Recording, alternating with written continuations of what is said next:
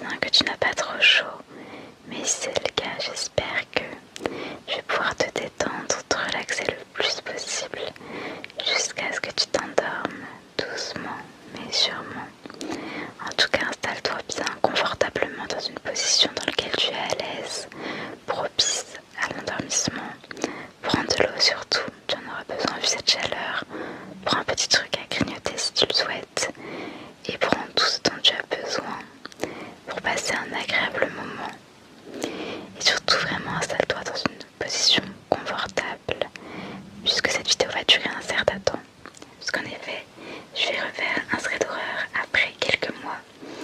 Mais bien évidemment, comme vous le savez ou pas, j'adore les livres et j'aime beaucoup mettre en avant les livres qui sont justement des thrillers, etc. dans lesquels il se passe quelque chose d'assez bouleversant, d'assez poignant.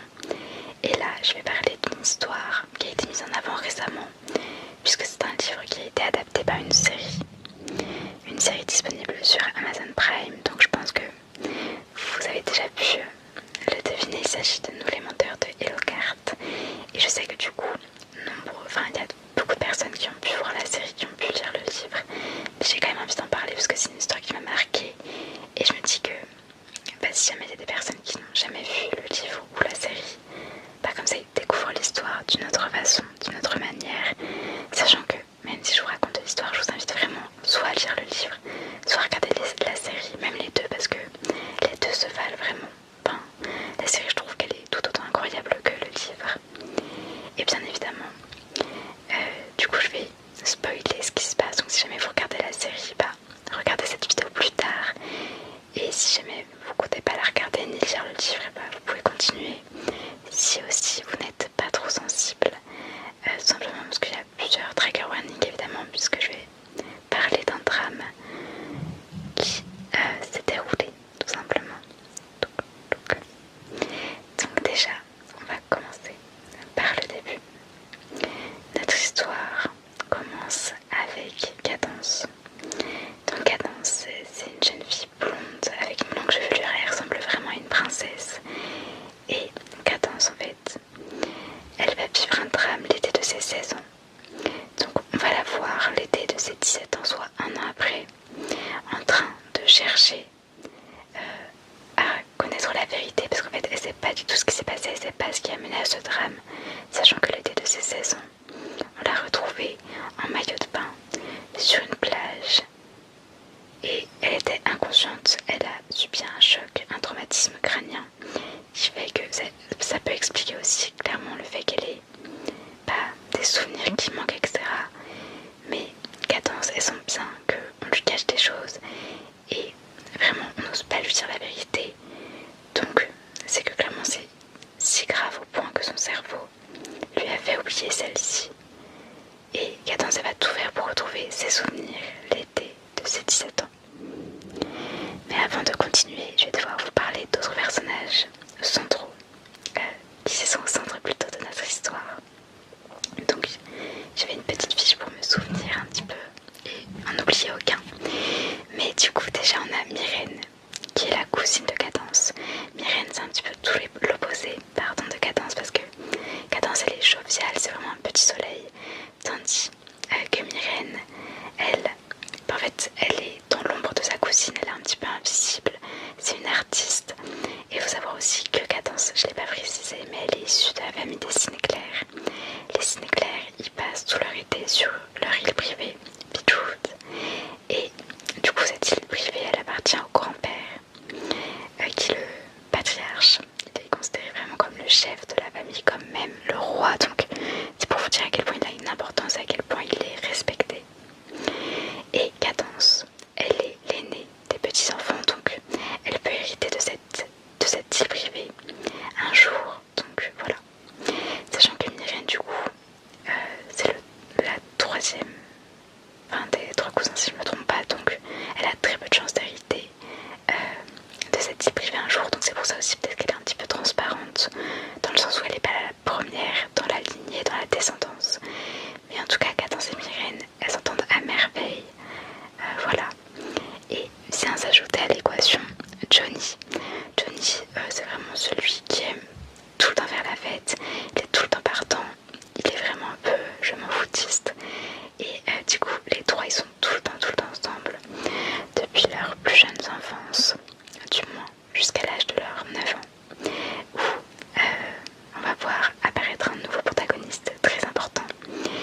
s'appelle Kat. Et là vous allez me dire qui est Kat. C'est le neveu d'Ed qui est le petit ami de Gary, qui est la mère de Johnny. Donc Kat, il apparaît à l'âge de 9 ans. Il est vraiment effrayé un petit peu parce qu'il vient de perdre il vient de perdre son père. Et donc il est assez effrayé et c'est Cadence qui va le rassurer en premier, qui va lui faire se sentir à sa place tout simplement. Du moins lorsqu'il est enfant, mais ça on y reviendra plus tard. Donc voici nos 3 protagonistes, plus 4. Donc nos 4 protagonistes, excusez-moi, principaux. Mais vient s'ajouter à cela leur mère, qui sont donc les filles du grand-père, donc les filles de l'homme considéré comme un roi. Donc déjà on a Penny qui est la mère de Cadence. Penny, elle est toujours impeccable, elle semble toujours parfaite, rien ne semble l'ébranler. Et en fait Cadence, elle va un petit peu, comment dire, pas être comme sa mère du moins. Elle va beaucoup s'inspirer d'elle, refouler ses émotions, etc. Et essayer d'être tout le temps parfaite. Sauf qu'évidemment c'est une adolescente, donc quand elle a des émotions, elle les ressent d'une façon assez forte. Mais en tout cas voilà, Penny, c'est l'aînée et c'est celle qui, enfin il me semble que c'est l'aînée si je me trompe pas, des 3 filles. Et du coup celle-ci elle est vraiment stricte, etc. Elle veut clairement incarner la figure d'autorité, enfin vraiment la femme sur laquelle on peut compter, quoi qu'il se passe. Lors d'un drame, elle sera gérée. Et justement, lors du drame de Cadence, elle sera toujours là pour sa fille. Et finalement, on a l'impression que ça l'impacte pas tant que ça. Donc, c'est pour vous montrer un petit peu le caractère froid. Enfin, on a un peu l'impression que c'est un mur. Ensuite, on a Bess, qui est la mère de Myrène. Pareil, elle est assez... elle semble assez parfaite. En fait, elles semblent toutes parfaites. Mais il faut savoir que vraiment, la famille Sinclair, tout est basé sur l'apparence. Ils semblent tous parfaits, mais finalement, ils cachent tous des secrets. C'est pour ça que ça s'appelle aussi Nous les menteurs. Tout simplement parce que ce n'est qu'apparence. Et en réalité, ils cachent bien des choses. Mais donc, Bess, c'est la mère, comme je l'ai dit, de Myrène. Et en vrai, c'est un peu, comment dire, un peu la douceur. Enfin, elle semble très, très douce, etc. Mais elle est très froide aussi. Et enfin, on a Carrie qui est la mère de Johnny et qui sort avec Ed. Et justement, en fait, Ed, le fait qu'il soit pas issu de la famille Sinclair, il fait ressortir un peu un côté humain chez Carrie. C'est celle qui, pour moi, m'a le plus touchée dans le sens où c'est celle qui apparaît la moins parfaite. Et donc, elle semble pas forcément comme un robot. Et c'est ce que j'aime beaucoup chez elle. Donc après, on a Harris, qui est le patriarche. Lui, vraiment, il veut que tout soit parfait. Et en fait, il tient un petit peu les ficelles de ses filles. Parce que justement, en fait, il fait que de dire à ses filles que de leur lancer des défis, etc. Pour faire en sorte que l'une d'entre elles hérite un jour de l'île avant. Du coup, Cadence, elle héritera après l'une des 3 filles. Donc l'une des mères. Mais du coup, en fait, le patriarche, il se sert clairement de ses filles, puisque celles-ci, elles sont dépendantes de lui financièrement, il leur donne de l'argent, etc. Mais elles dépendent de lui, et lui, il se joue vraiment de ça, de façon vraiment à les utiliser. Et tout ça, ça va être amplifié avec la mort de Tipper, qui est la grand-mère, et qui est un petit peu la femme qui permettait de, comment dire, pas de permettre un équilibre dans la famille, parce que elle était assez douce, même si elle semblait très parfaite, elle aussi très carrée. Je dirais, elle avait quand même un côté humain qu'on n'aperçoit pas chez Harris, parce que vraiment il les manipule tout le temps. Tout ce qu'ils font, tout ce qu'il fait constamment, c'est la manipulation. Pour vous donner un exemple, en gros, ils ont une fête des citrons. Assez étrangement, en gros, c'est comme quand lors de Pâques, on doit chercher des œufs, sauf que là il s'agit de citrons. Et en gros, il va dire à ses filles que celle qui rapportera le plus de citrons, elle gagnera une maison très demandée, puisque c'est l'une des maisons les plus grandes de l'île. Oui, parce qu'il y a plusieurs maisons aussi, pour vous montrer leur richesse. Et que celle qui trouvera le citron vert, qu'il aura caché d'ailleurs dans son bureau, remportera toute l'île. Bref, donc c'est pour vous montrer vraiment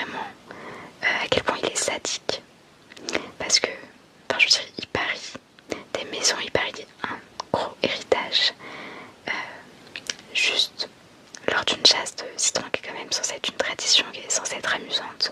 Mais non, pour lui tout est très sérieux et vraiment, il veut, comment dire, il veut vraiment avoir le rôle principal. Il veut que tout aille de la façon dont lui le souhaite.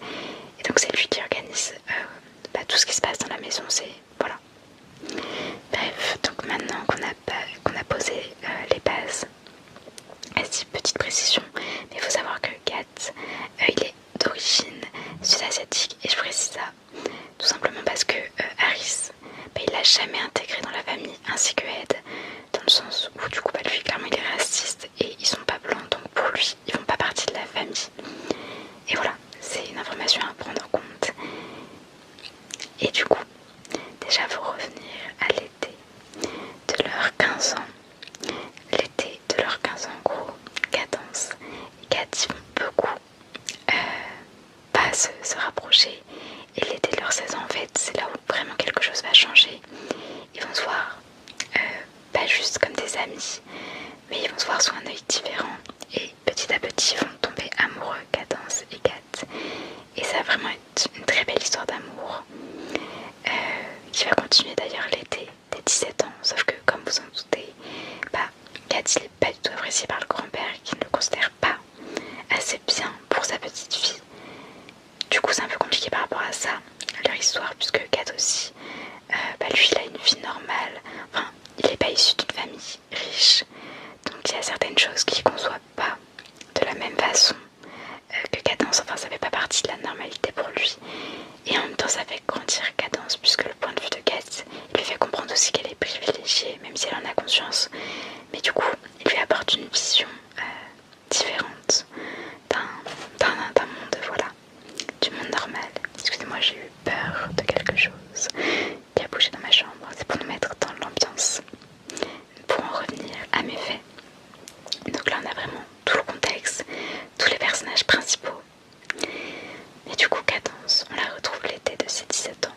Elle ne se souvient que de quelques parcelles. Elle a des parcelles de souvenirs, elle a des flashs en fait. Et généralement, quand elle a un flash, il est tellement fort pour elle. Elle ressent tout tellement intensément qu'elle finit par faire un malaise. Et voilà. Et Cadence, comme j'ai dit aussi, elle est vraiment tout le temps avec des médicaments. Et en fait, elle en prend plein, tout simplement parce qu'elle est migraineuse et qu'elle est devenue aussi addicte aux médicaments. Mais du coup, elle a des flashs. Mais en même temps, elle ne sait pas forcément si c'est vrai ou pas, dans le sens où elle se dit que les médicaments ils peuvent jouer sur ses visions. Et en fait, ces flashs, ils apparaissent comme vraiment des. Comment dire, comme un peu des hallucinations. Enfin, c'est très perturbant pour elle. Et du coup, elle est revenue à Beechwood parce que les médecins pensent que c'est une bonne chose pour elle, qu'elle pourra retrouver la mémoire et que voilà, tout pourra s'arranger pour elle, qu'elle pourra commencer à aller mieux. Mais Cadence déjà, lorsqu'elle retourne sur l'île, elle va retrouver les menteurs, donc Myrène, Johnny et Kat. Sauf que les trois ne lui ont pas donné de nouvelles pendant un an. Donc pendant un an, elle n'a pas eu de nouvelles d'eux, donc c'est comme si elle n'existait pas. Et même si elle était en train de se rétablir, de se shooter aux médicaments, elle a bien perçu leur absence et elle leur en veut énormément. Sauf que eux, ils leur disent qu'ils ont tout simplement eu pour ordre un petit peu de pas lui parler pour qu'elle puisse retrouver ses esprits, et que voilà, c'était pas de leur fait, mais c'est juste qu'on leur a ordonné de faire ça. Et comme je vous l'ai déjà dit, il y a vraiment une emprise sur cette famille de la part du grand-père, mais les mères, elles ont vraiment aussi une grande emprise sur leurs enfants, parce que en fait tout se contrôle dans la famille, vraiment, genre les liens se contrôlent, il n'y a rien qui est laissé au hasard. Les mères, elles sont souvent du chantage entre elles, tout simplement pour gagner l'héritage et pour gagner les faveurs du grand-père. Et en fait, c'est vraiment, comment dire, une dispute constante dans cette famille. Donc en apparence, ils ont l'air d'être très heureux, mais finalement, tout le monde est tiré par des ficelles et personne n'est véritablement heureux. Mais du coup, Cadence, ce qu'elle va faire, c'est qu'elle va vraiment tâcher de retrouver la vérité, sauf que les menteurs, ils veulent pas en parler, du moins ils refusent au début, puisque ils ont peur que ce soit trop violent pour elle, et ils lui disent que c'est clairement pour son bien. Donc elle tâche de les croire et tout, mais finalement au fur et à mesure, elle arrive à les persuader de livrer des bouts de cet été, etc. Et en fait, en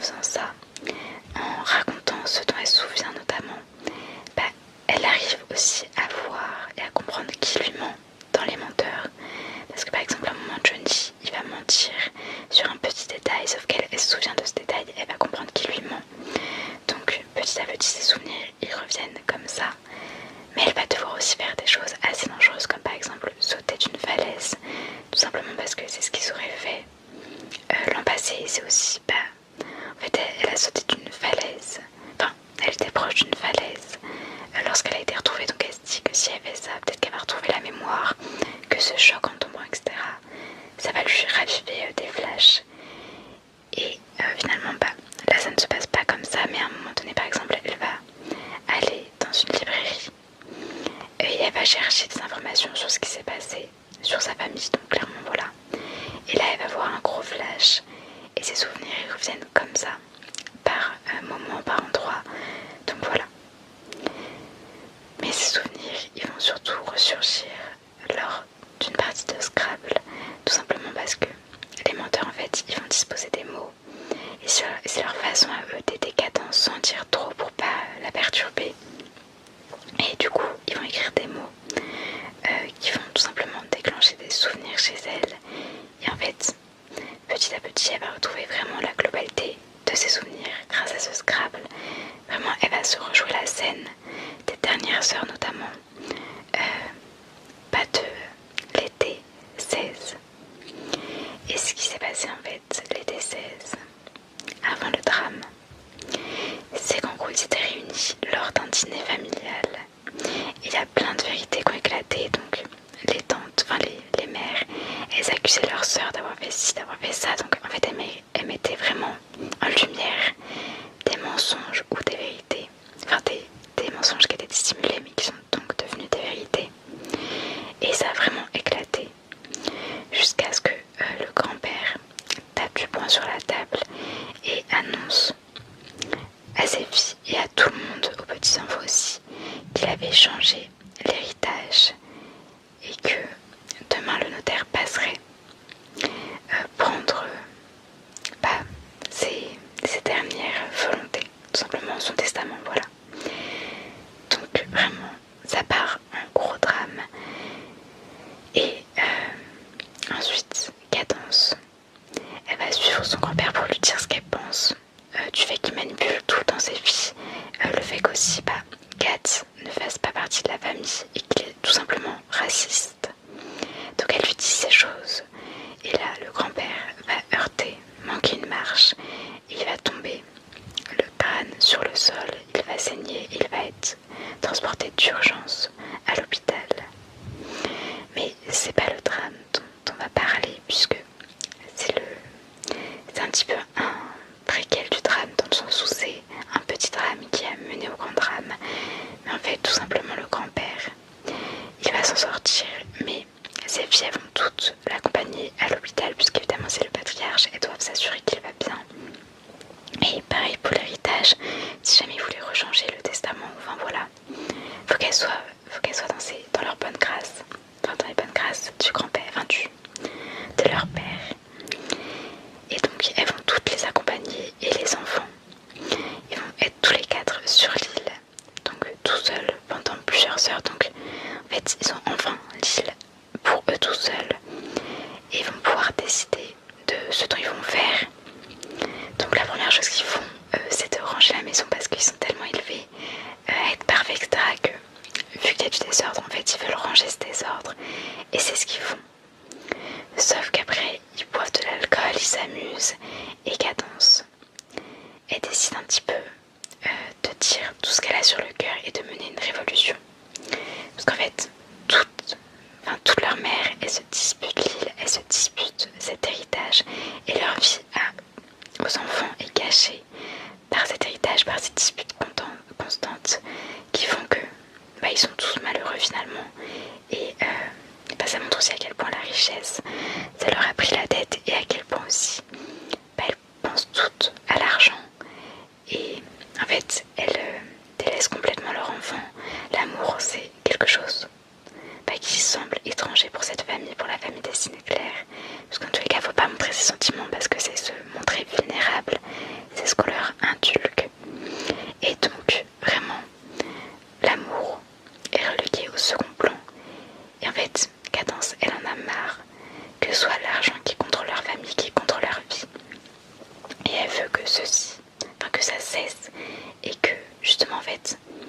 ils soient de nouveau réunis en tant que famille et non pas en tant que personnes qui font office de famille mais qui finalement se battent constamment, sauf lorsqu'il s'agit d'apparaître aux yeux de la société et d'apparaître avec des sourires factices, de sembler être une famille heureuse. Elle veut que ceci cesse. Donc elle leur dit, écoutez, j'ai une idée, on va tout simplement brûler la maison principale, comme ça elles pourront plus se disputer cette maison, et c'est aussi une façon de leur faire payer parce que en fait leur mère, elles se servent aussi de leur enfant comme des trophées, en mode ma fille elle est meilleure que ton fils, elle avait ci, elle avait ça, et pour attirer encore une fois les bonnes grâces de leur père. Et en fait elles en ont marre d'être traitées comme des objets, des robots. Donc voilà, elle leur fait part de leur plan, sachant qu'elle est alcoolisée, mais du coup Cadence dit qu'elle va s'occuper de brûler le salon avec les journaux de son grand-père parce qu'il a remporté sa fortune grâce à ces journaux. Et ses autres cousins vont être chargés d'une tâche. Kat par exemple, ça va être celui qui va devoir amener un petit bateau pour ensuite les emmener loin de l'incendie. Voilà. Et sa cousine Myrène et Johnny, eux, ils vont devoir s'occuper d'autres coins de la maison, de façon à ce que tout brûle. Donc voici leur plan, sachant qu'ils sont dit à minuit. On craque une allumette, on met le feu à minuit, voilà. On craque une allumette et on sort. Donc Cadence, c'est ce qu'elle fait. À minuit pile, elle craque son allumette et elle sort. Sauf que malheureusement, elle entend des aboiements et elle se rappelle que les chiens étaient enfermés dans une salle pour ne pas créer de chaos, et donc elle souhaite aller les chercher. Donc c'est ce qu'elle fait, elle se précipite dans l'incendie. Sauf que malheureusement la porte est bloquée à cause de l'incendie, elle n'arrive pas à les sauver. Et Kat, ne voyant pas Cadence arriver, il se précipite à sa recherche. Sauf qu'il y a trop de fumée, donc il ne la trouve pas. Et Myrène, elle a été distraite par un détail. En gros, elle a vu un tableau que sa mère avait détruit auparavant lors d'une dispute et qu'elle a tenté de réparer pour lui demander pardon en quelque sorte. Bref, donc Myrène, elle va emballer le tableau avant de vouloir partir avec lui et de le sauver des flammes. Sauf qu'en fait, les flammes, elles sont déjà montées à son niveau puisque Myrène, elle devait brûler, craquer des allumettes dans une chambre, etc. Sauf que les flammes, elles sont montées extrêmement vite. Donc elle jette le tableau par la fenêtre et elle sort. Elle tente de sortir. Tandis que Johnny, lui, il est dans un coin, mais pareil, il est distrait par quelque chose. Et lui aussi, des flammes arrivent très rapidement. Et en fait, ils se doutaient tous pas que les flammes allaient monter si vite. Ils n'avaient pas pensé au gaz, etc. Donc, même si leur histoire avait été construite, leur plan avait été construit minutieusement, il y avait des facteurs qu'ils n'avaient pas pris en compte. Donc Cadence, elle sort de la maison et elle ne voit pas Kat sur le bateau, puisque Kat, rappelons-le, il était clairement persuadé, il voulait aller à la rescousse de Cadence. Parce que il la voyait pas sortir de la maison, et en effet Cadence, elle sortait pas de la maison parce qu'elle voulait sauver les chiens. Et du coup, il s'est précipité à sa rescousse. Donc elle ne le voit pas, mais sa robe est enflammée, donc elle va se jeter dans l'eau tout simplement pour éteindre les flammes. Et en même temps, elle a conscience que ses cousins ne sont pas sortis, Kat non plus, que c'est pas normal parce qu'ils devraient déjà être sortis. Mais elle se précipite pour éteindre l'incendie, le petit incendie de sa robe, les flammes plutôt. Et pendant ce temps-là, en fait, les flammes ont pris une telle place que Myrène, Johnny et Kat sont coincés à l'intérieur et ils vont tout simplement mourir. Voilà. Et ce que j'ai pas précisé, et ce qui est un peu nul, c'est que, je l'ai dit rapidement, mais lors de l'été de ses 17 ans, du coup, Cadence a retrouvé ses cousins, elle a retrouvé sa cousine,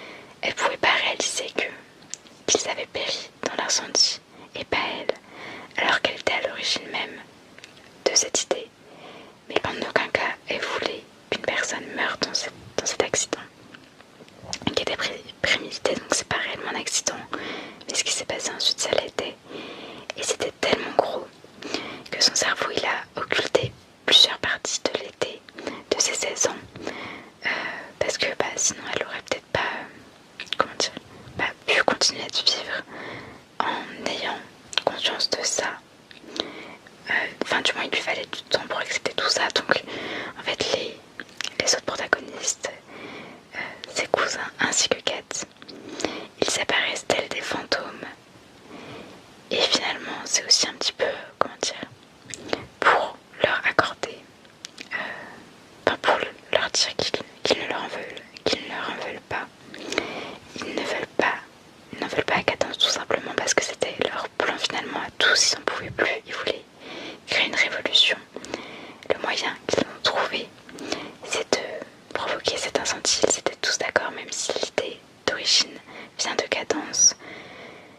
Mais voilà, ils ont péri dans l'incendie tandis qu'elle est toujours là. Et en fait, elle se demande pourquoi est-ce qu'elle est en vie et pourquoi eux sont morts. Et elle s'en veut terriblement. Mais du coup, c'est pour ça qu'ils apparaissent régulièrement de façon pas aussi à lui rappeler finalement ce qu'elle a vécu, mais pour qu'elle fasse le deuil petit à petit. Ce qui est très compliqué pour elle, évidemment. Mais voilà, ce n'était que des fantômes, que des apparitions, ils n'étaient pas réellement là. Mais grâce à ces apparitions, elle a pu profiter, si on peut dire, d'un été encore avec eux. Et elle a pu vivre de nouveaux souvenirs. Elle a pu aussi revivre des souvenirs qu'elle avait avec eux parce qu'il y avait plein de flashs de leurs premiers étés, etc. Et Cadence. En fait, l'histoire se termine tout simplement lorsqu'elle refuse d'être l'héritière de la maison, puisque son grand-père veut toujours qu'elle soit l'héritière de cette grande maison, l'héritière des petits-enfants. Parce que même s'ils ont péri, il y avait aussi 2 sœurs jumelles et un petit frère de ses cousins, donc elle n'est pas la seule héritière. Mais voilà, son grand-père il souhaite toujours qu'elle soit à la tête de cette maison alors qu'elle ne sait pas ce dont elle a envie. Elle a envie d'aider le monde, de faire de grandes choses. Et c'est justement ce que Kat lui dit avant de lui faire son adieu. Il lui dit qu'elle va vivre des choses incroyables pour toutes celles que ne pourront pas vivre. Et en disant ça, elle a vraiment un déclic et elle va décider clairement d'affronter son grand-père et de juste s'affranchir de cette vie dont elle ne veut pas. Et à toute fin, en fait, on voit la mère de Johnny qui, en gros, elle a des problèmes avec des drogues, des médicaments, etc. Donc voilà, et elle va prendre justement des médicaments. Et en fait, le fantôme de son fils lui apparaît comme pour lui dire que clairement, il voit toujours tout ce qui se passe et il veille un petit peu pour elle. Mais c'est aussi une façon d'amener un autre drame que les mères ont vécu, mais dans leur enfance, et donc le préquel d'une saison 2 qui va apparaître.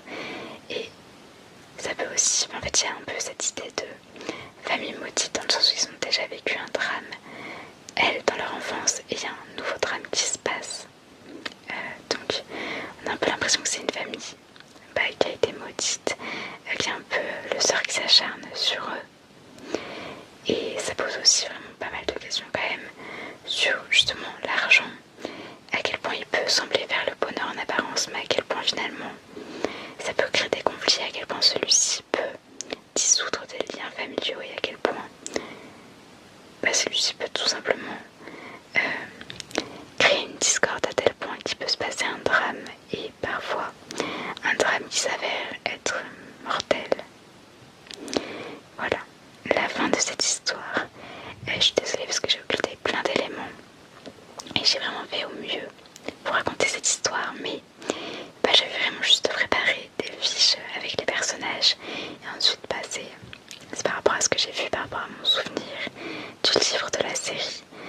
Mais c'est vrai que ça peut être un petit peu chaotique, mais j'espère tout de même que ça vous aura plu. Voilà, que vous aurez aimé cette vidéo. En tout cas, moi j'ai beaucoup aimé la faire et j'espère que ça vous donnera envie de découvrir soit la série, soit le livre, pour aussi vous mettre des images sur cette famille Sinclair, puisque je pense que je vais pas insérer des images tout simplement pour que ça vous donne envie de regarder la série, mais aussi pour faire marcher votre imagination, pour que vous puissiez vous les imaginer d'une certaine façon.